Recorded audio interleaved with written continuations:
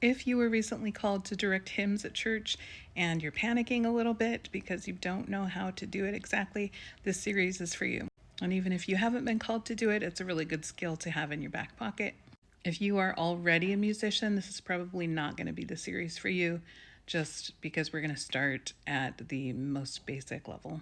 So just to get us started, we're going to take a look at this hymn.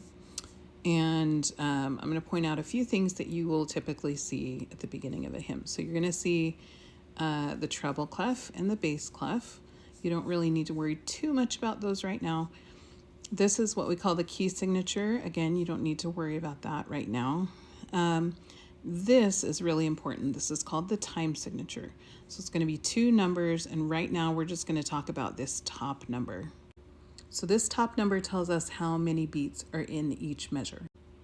And a measure is from bar line or measure line to bar line. So this is one measure, this is a measure, this is a measure. The only reason there's no bar line here is because it's the very beginning of the piece. And this is the end of the piece, and you will see what we call a double bar line. But the reason that this number is so important is because it tells us how many beats are in each measure, and that will dictate what kind of conducting pattern we're going to use with our hand. And just in case looking at music is really, really new to you, this is all one measure. See how it's connected by this line?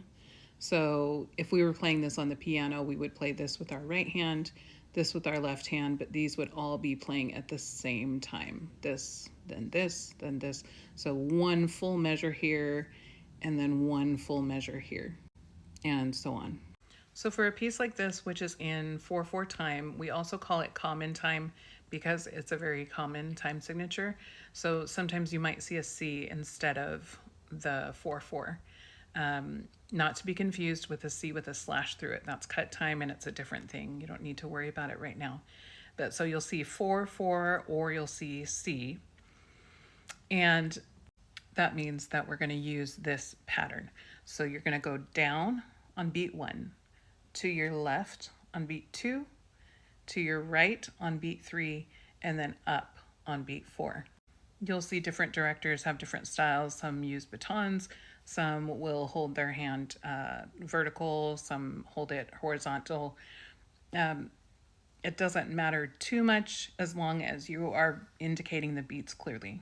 So we're going to try leading this hymn, and you can see here, and this is what we have on our hymnals. I'm not sure how common it is for other churches or not, but there's these little brackets, and that will indicate what the accompanist will play for the intro. So they'll play that part at the beginning, and then they'll play this at the end, and then you know that it's time for the congregation to come in. So I'm going to play this on here, and I'll point out to you kind of where we're at.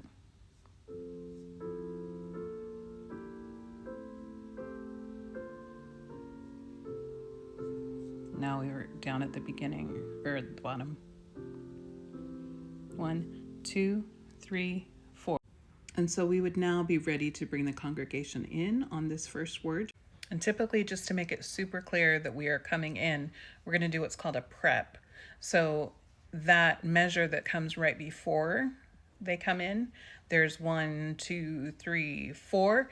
And so we're going to bring, just like if we were conducting that measure, it would be 1, 2, 3, 4. Our hand would come up.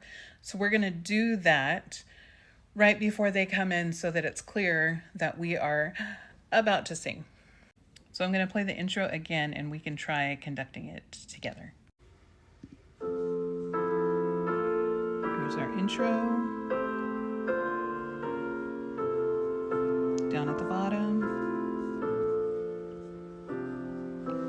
1, 2, 3, prep. In the garden, Jesus suffered every sin and every woe, bleeding drops from every pore. Great job. So in another video, I'll address tempo. We'll talk about tempo and some other things that are helpful to know.